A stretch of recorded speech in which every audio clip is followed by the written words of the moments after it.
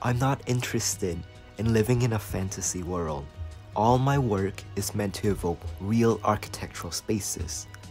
But what interests me is what the world would be like if we were free of conventional limits. Maybe I can show what could happen if we lived by a different set of rules. There's lots of controversy about whether Lebbeus Woods was a true architect. Gaining recognition for his unconventional and avant-garde approach, Woods showed us the outer edge of architecture where no one dared to visit.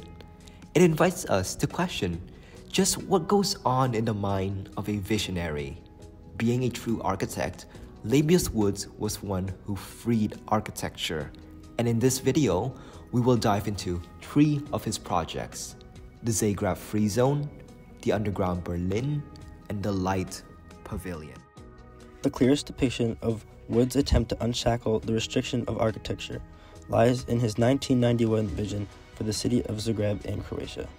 At the time, the fall of the Berlin Wall led many to believe in the political and social change that was to spread across Europe, especially in Zagreb. During this time, Lebbeus Woods proposed the concept of a free space. Essentially, a free space is a space with no defined purpose. He suggested many more free spaces that joined together as a network named the Free Zone. Woods' free spaces were shaped as circular areas that occupied the streets of Zagreb. Within them, Woods was intent on having massive structures that were the free space enclosure. The architecture was adamant both inside and out, yet with no defined separation between the exterior and interior of the building. The building contains a variety of telecommunications devices, left completely to be handled by the public.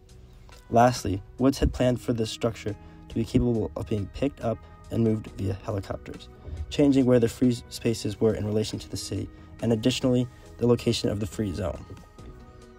It's puzzling, yet at the same time ingenious. There's no predetermined function for Woods' free space.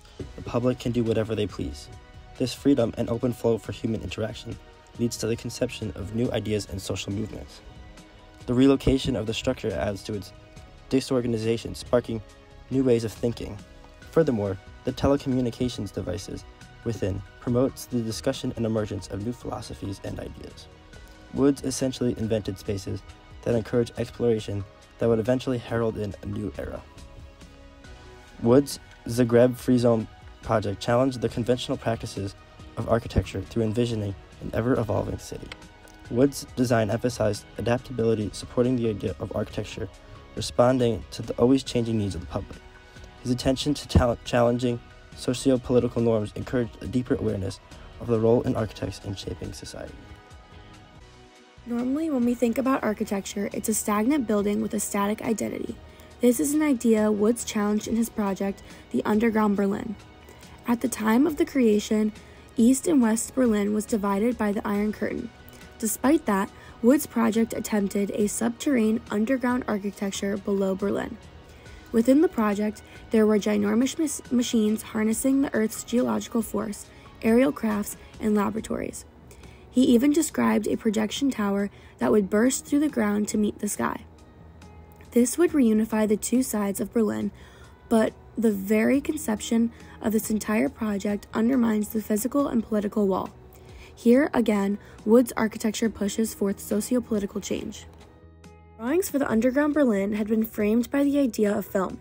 As Eliyahu Keller, a PhD candidate from MIT, noted in his essay, Woods achieved what can be termed kinetic architecture. Kinetic architecture describes a building that has movable parts. In this case, Woods' architecture does not move by itself, but conveys movement. The drawings communicate the flow of subjects such as surfaces, materials, people, ideas, and the economy. His approach to architecture goes beyond traditional representation. He incorporates the cinema's ability to not only represent, but also actively shape the world and engage its audience. It's captured in Keller's words. Not only a moving project, but a projection, an architecture that recognizes itself as a part of an always already dynamic world, but also conceives, narrates, and puts the world within its sight, in motion, and architecture that moves. Woods used many film techniques in the projection of his architecture. He thinks about the logic of zoom, pan, wipe, as well as fade in the development of his design. While developing his drawings, Woods and Oliver Brown wrote a melodramatic screenplay named The Underground Berlin. As the characters Leo and Amelia explored various underground architecture, it became certain that the entire underground Berlin was a more pivotal main character. Through and with it, architecture is the story told, Eliyahu Keller. From the beginning, Woods had a goal for a narrative of Berlin residents seeking to undermine the wall's ideological division, a political rebellion. The underground Berlin was Woods again, freeing our ordinary understanding of what architecture can do. From concrete blocks to a turbulent labyrinth beneath one of history's worst dividers. The next time Woods returned to Berlin, the Iron Curtain would have already been torn down. Lebbeus Woods created outrageous architecture that is physically unable to become a reality. A project that proliferates this idea is one called Air Living Lab. The project was a flying city meant to resemble an insect. Other projects include alternative areas to pre-existing structures and cities. By examining these drawings and plans, one can argue Lebbeus was more focused on projections created to critique existing urban environments. Wood only conveyed the importance of correcting social and political human errors through his unrealistic, rash design. As a result, people believed his work was theoretical and not possible in the real world, leading some to conclude that Lebbeus Woods is not an architect. Despite that, one of Wood's designs was built. The Light Pavilion was his only project that became a reality. He designed it with fellow architect and educator Christoph A. Kompusch. Nestled within a mixed-use complex in Chengdu, China, this daring construction is an emancipated drawing, a light and shadow machine, a chromatic calendar, a fugue of steel, a dance of space and form. The pavilion's dynamic geometry, perspective, and sequence of spaces reframe our ordinary perception of what space is. From Wood's mind, it escaped and became the condensation of his thought as a physical realization.